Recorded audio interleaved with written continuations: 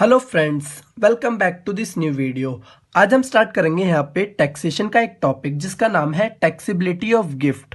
इसके बारे में हम ब्रीफली समझेंगे कि टैक्सेबिलिटी ऑफ गिफ्ट की टैक्सेबिलिटी होती कैसे है, कब होती है, अमाउंट ऑफ गिफ्ट कितने से ज़्यादा होना चाहिए, और गिफ्ट एक्सेप्शन में कवर है तो टैक्सेबिलिटी होगी नहीं होगी, कैपिटल असेट होना चाहिए हमारा गिफ्ट तो होगी, डोनर के ऊपर एप्लीकेबल होता है या फिर डोनी के ऊपर एप्लीकेबल होता है। ये सारी चीज़ें हम अभी समझेंगे टैक्सेबिलिटी ऑफ गिफ्ट के अंदर। आइए सबसे पहले देखते हैं हम गिफ्ट की टैक्सेबिलिटी के लिए कुछ कंडीशंस क्या है। सबसे पहले कंडीशन से पहले समझा देता हूं आपको। देखिए, एक होता है डोनर या फिर इसको बोलते हैं हम पेयर, ये होता है जो गिफ्ट को देता है, और एक होता है डोनी या फिर उसको बोलते हैं पेई, जिसको गिफ्ट रिसीव होता है। ठीक है, ऑलवेज ऑलवेज ऑलवेज आपको ये ध्यान रखना है कि टैक्सेबिलिटी ऑफ गिफ्ट होती है in the hands of donee या फिर पेई।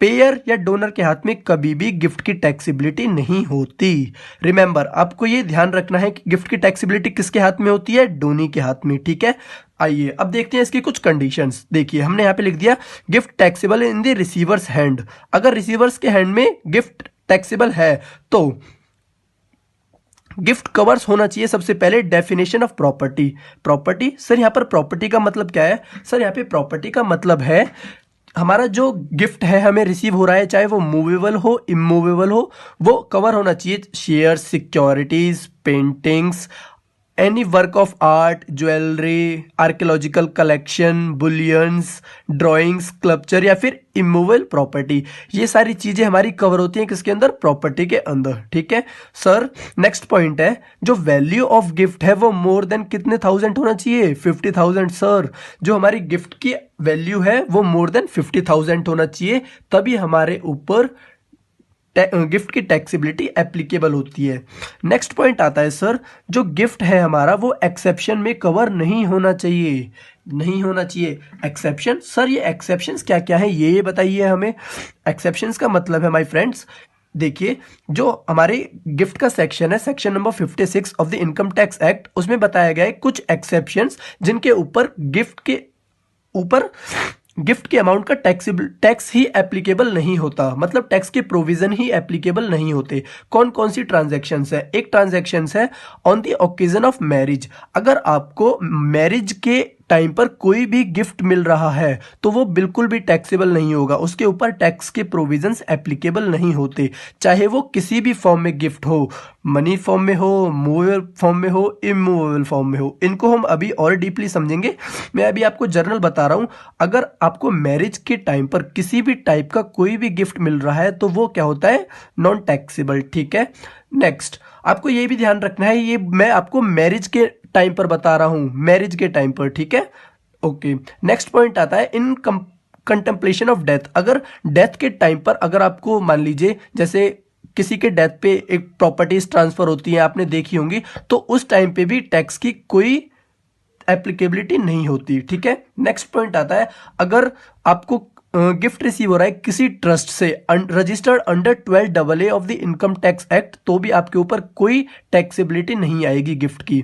नेक्स्ट पॉइंट आता है अगर आपको कोई लोकल अथॉरिटी से गिफ्ट रिसीव हो रहा है या फिर किसी इंडिविजुअल से जिसने क्रिएट कर रखी है अपनी solely for benefit of the firm, मतलब उसने सोल बेनिफिट के लिए कर रखी है और उससे गिफ्ट रिसीव हो रहा है आपको। ठीक है, नेक्स्ट पॉइंट आता है अगर आपने कोई विल या फिर इनहेरिटेंस के अंडर आपको कोई गिफ्ट रिसीव हुआ है, वो भी टैक्सेबिलिटी, उसके ऊपर भी गिफ्ट के टैक्स के प्रोविजंस एप्लीकेबल नहीं होते।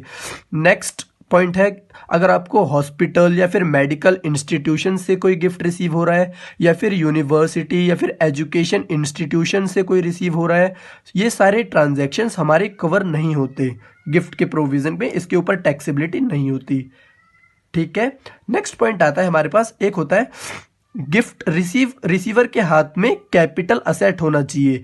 कैपिटल असेट होना चाहिए मतलब सर इसका मतलब क्या है capital asset? Sir capital asset की जो हमने डेफिनेशन पढ़ी हुई है उसमें बता रखा है कि जो कैपिटल असेट है वो कैपिटल असेट होनी चाहिए रिसीवर्स के हैंड में। मतलब सर ये पर्सनल प्रॉपर्टी नहीं होनी चाहिए, मतलब पर्सनल असेट नहीं होनी चाहिए, क्योंकि जो पर्सनल असेट्स होती हैं वो हमारी कभी भी कैपिटल असेट्स नहीं होती।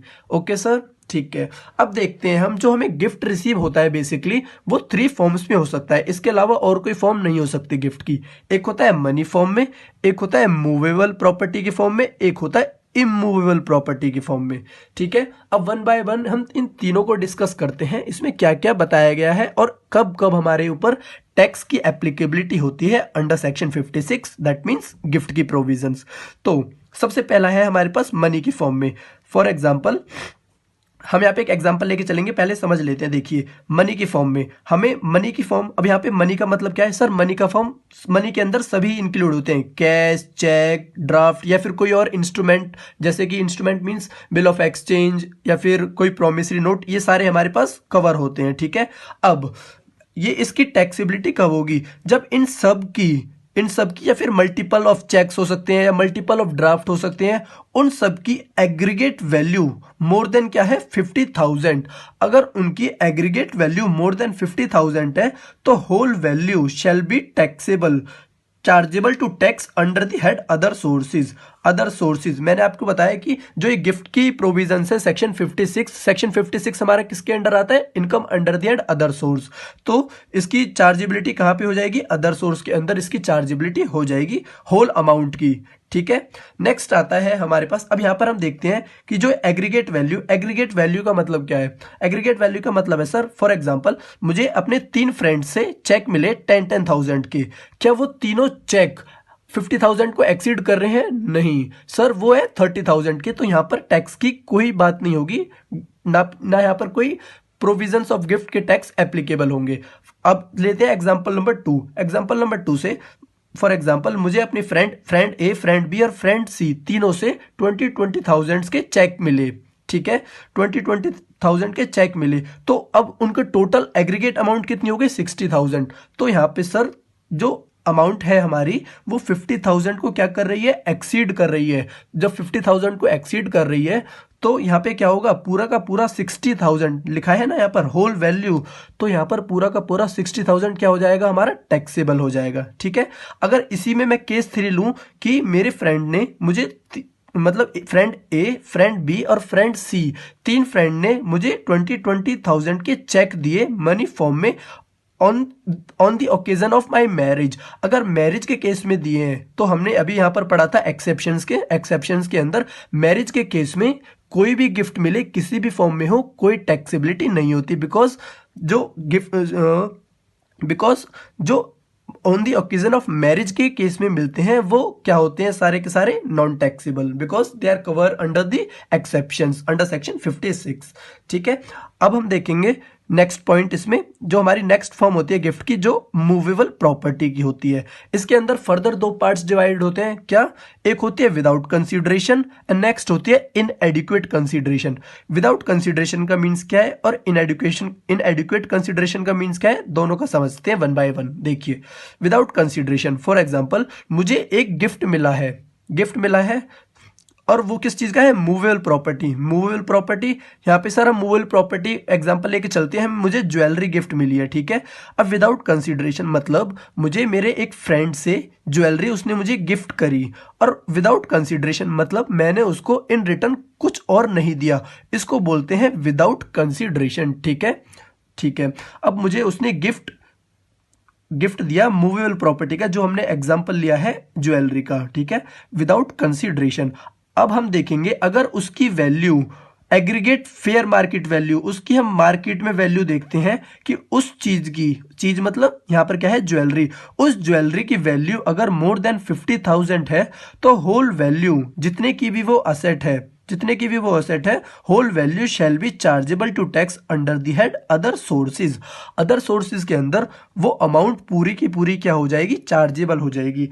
अब आता है नेक्स्ट पॉइंट, इनएडिक्वेट कंसीडरेशन। अब सर आप यहां पर समझेंगे सर ये इनएडिक्वेट कंसीडरेशन क्या है? क्या हमें गिफ्ट कभी कभार ऐसा भी होता है इनएडिक्वेट फॉर्म में, मतलब हमें गिफ्ट भी मिल रहा है और हम इन रिटर्न में कुछ पे भी कर रहे हैं? जी हाँ सर, ऐसा भी होता है। ये अगर देखा जाए जर्नल केसेस में तो ये गिफ्ट नहीं कहलाएगा, इसको हम बोलेंगे किसी चीज को बहुत ही लोएस्ट प्राइस पर बेच देना। लेकिन जो ये हमारा केस है ये हमारा कवर कहां पे होता है? गिफ्ट के केस में, क्योंकि कोई हमारा बहुत ही कम प्राइस पर बेच रहा है, दैट मीन्स उसे कुछ ना कुछ वो एक तरह से गिफ्ट प्रोवाइड कर रहा है, ठीक है। तो यहाँ पर इनकम टैक्स एक्ट बोलता है कि ज्यादा चतुराई ना दिखाओ, हम अपना यहाँ पर कुछ एक प्रोविजन लेके आ रहे हैं। अब वो प्रोविजन क्या है? इन एडुकेट कंसिडरेशन। इन एडुकेट कंसिडरेशन मतलब फॉर एग्जाम्पल आपकी कोई ज्वेलरी थी, वो थी 50 लाख की, 50 लाख की कोई ज्वेलरी है और आपने वो बहुत ही लोएस्ट प्राइस पर बेच दी। मान लो उसका प्राइस है 5 लाख। अब ये थोड़ी है आपने 45 लाख का नहीं, 45 लाख का उनको गिफ्ट दे दिया। जी नहीं, ऐसा नहीं हो सकता। ऐसे तो फिर यहाँ पर इनकम टैक्स को कोई फायदा ही नहीं होगा ना, मतलब इनकम टैक्स का नुकसान ही नुकसान होगा। आपने यहाँ पर क्या कर दिया, 45 लाख का इनकम टैक्स को नुकसान हो जाएगा क्योंकि उस पर कोई टैक्सीबिलिटी नहीं आएगी। जी नहीं सर, ऐसे नहीं होता। इसलिए यहाँ पर इनकम टैक्स एक्ट एक बहुत ही अच्छा प्रोविजन लेकर आए। क्या है देखते हैं। इन एडुकेट कंसिडरेशन देखते हैं। इन एडुकेट कंसिडरेशन मतलब अगर पहला पॉइंट इसके अंदर कि जो हमारा aggregate fair market value minus actual selling price का डिफरेंस कितना होना चाहिए, मोर देन 50,000 होना चाहिए। अब इसका मतलब क्या है, fair market value for example जो हमारी ज्वेलरी थी उसकी मार्केट में वैल्यू थी कितनी, 50 लाख, और हमने एक्चुअल सेलिंग प्राइस क्या था उसका 5 लाख, ठीक है। अब इन दोनों को हम डिफरेंस देखेंगे। डिफरेंस क्या आ रहा है हमारे एग्जांपल में, 45 लाख और 45 लाख, ठीक है। अब वो उसका डिफरेंस क्या है, मोर देन 50,000 है। अगर वो 45 लाख मोर देन 50,000 है तो whole difference shall be chargeable to tax under the head other sources, ठीक है। सारा का सारा क्या हो जाएगा, चार्जेबल हो जाएगा। तो यहाँ पर दो कंडीशंस आती है हमारे पास, क्या, fair market value minus actual selling price का जो डिफरेंस है क्या होना चाहिए, मोर देन 50,000 होना चाहिए। अगर वो मोर देन 50,000 हो जाता है तो वो क्या हो जाएगा, whole difference shall be chargeable to tax under the head other sources, ठीक है।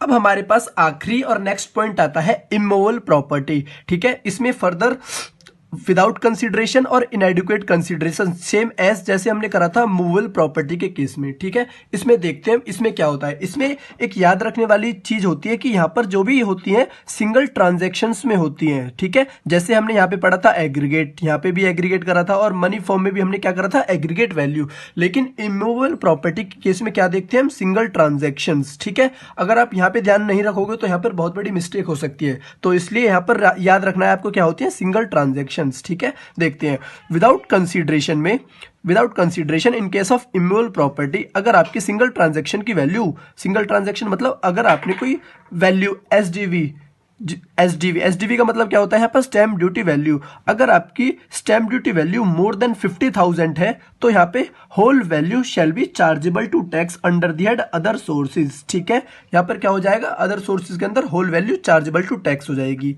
ठीक है। फिर आता है हमारे पास दूसरा केस, इनएडिक्वेट कंसिडरेशन। इनएडिक्वेट कंसिडरेशन क्या होता है, इनएडिक्वेशन कंसिडरेशन इमूवेबल प्रॉपर्टी के अंदर गिफ्ट कब टैक्सेबल होता है। बेसिकली हमारी दो कंडीशंस ये वाली सेटिस्फाई हो जाती है, जब कौन कौन सी, एक ये और एक ये, ठीक है। दोनों कंडीशंस क्या क्या है, एक हमारा एसडीवी मोर देन 110% होना चाहिए ऑफ कंसिडरेशन, 110% ऑफ कंसिडरेशन, ठीक है।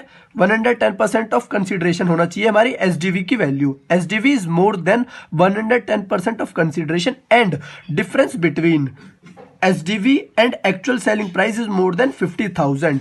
अगर ये वाली दो कंडीशंस हमारी सेटिस्फाई हो जाती है तो यहाँ पे होल डिफरेंस, जो भी हमारा डिफरेंस होगा क्या हो जाएगा, चार्जेबल टू टैक्स हो जाएगा, ठीक है। आपको ये लास्ट वाला केस एक बार फिर से रिपीट करता हूं मैं, देखिए होता क्या है हमारा इनएडिक्वेट कंसिडरेशन के केस में। इनएडिक्वेट कंसिडरेशन का मतलब क्या है, उन्होंने कुछ ना कुछ कंसिडरेशन तो दी है लेकिन कंप्लीट कंसिडरेशन नहीं है, इसीलिए यहाँ पे जो इनएडिक्वेट अमाउंट है, जो उन्होंने कम अमाउंट दी है, सारी अमाउंट नहीं दी, तो इसलिए यहाँ पे कुछ ना कुछ गिफ्ट दिख रहा है इनकम टैक्स एक्ट को, ठीक है। तो वो क्या कहता है कि अगर ये वाली दो कंडीशंस सेटिस्फाई हो जाती हैं तो यहाँ पे टैक्स का प्रोविजन एप्लीकेबल हो जाता है, अदरवाइज टैक्स का प्रोविजन एप्लीकेबल नहीं होगा, ठीक है।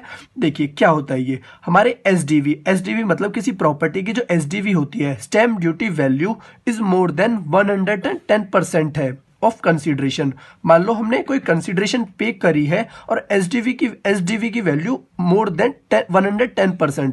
फॉर एग्जांपल हमारी कोई प्रॉपर्टी है, ठीक है। मैं आपको एक आर्बिट्री एग्जांपल देता हूं। जैसे कि हमारी कोई प्रॉपर्टी है जिसके अगेंस्ट हमने कंसीडरेशन दी है 1 लाख की, ठीक है, और उसकी SDV अगर देखें उसका 110% कितना होगा 1 लाख का, 1,10,000। अगर उसकी SDV 1,50,000 है तो यहाँ पर ये वाला प्रोविजन एप्लीकेबल हो जाएगा, बिकॉज SDV है जो उसकी 1,50,000 मोर देन है 110% of consideration. That means 1 lakh का 110%, दैट मीन्स 1,10,000 से एक्सीड कर रही है क्या, स्टैम्प ड्यूटी वैल्यू, ठीक है। और दूसरी कंडीशन आती है हमारे पास difference between SDV and actual selling price. Actual selling price मतलब जो है कंसीडरेशन है, इन दोनों का डिफरेंस क्या होनी चाहिए, मोर देन 50,000। तो यहाँ पे क्या हो जाता है, होल डिफरेंस, जितना भी डिफरेंस है whole difference shall be chargeable to tax, ठीक है। ये होता है यहाँ पर खत्म। लेकिन इस लास्ट वाले केस में आपके पास एक छोटा सा प्रोविजन और एप्लीकेबल होता है, ठीक है। देखते हैं क्या है वो छोटा सा प्रोविजन, ये है लास्ट में आपके पास। देखिए जो हमने यहाँ पर अभी ये 110% पढ़ा है, ठीक है, ये 110% हमारा 120% हो जाएगा in case of resident unit fulfil the following conditions. हमारे यहाँ पे ये 2 कंडीशंस हैं, अगर ये 2 कंडीशंस फॉलो हो जाती हैं तो 110% की जगह कितना हो जाएगा 120%, ठीक है। देखते हैं कंडीशंस क्या क्या है। यहाँ पे देखिए सबसे पहले रेसिडेंशियल यूनिट ट्रांसफर हो रही है बिटवीन, ये एक स्पेसिफिक डेट है, अगर इस डेट के बीच में, वैसे तो ये डेट अब पास्ट में हो चुकी है मतलब जा चुकी है, अगर फिर भी आपके पास कोई क्वेश्चंस, प्रैक्टिकल केस तो एप्लीकेबल नहीं होगा लेकिन कोई क्वेश्चंस में होगा तब ये 120% आपको एप्लीकेबल करना होगा। कंडीशन क्या है, रेसिडेंट यूनिट है, ट्रांसफर हो रही है बिटवीन 12/11/20 एंड 36/20/21 के बीच में, एंड फर्स्ट टाइम अलॉटमेंट होनी चाहिए, ठीक है, और कंसीडरेशन अप टू 2 लाख का होना चाहिए। जो हमने यहाँ पर कंसीडरेशन की बात करी ये अप टू 2 लाख की होना चाहिए, अगर 2 लाख को एक्सीड करेगा तो ये 120% जैसी वाली बात कोई नहीं आएगी, ठीक है। तो यहाँ पर ये हमारा एक समरी, हमने जो गिफ्ट की समरी पढ़ी है, आई होप आपको समझ में आई होगी।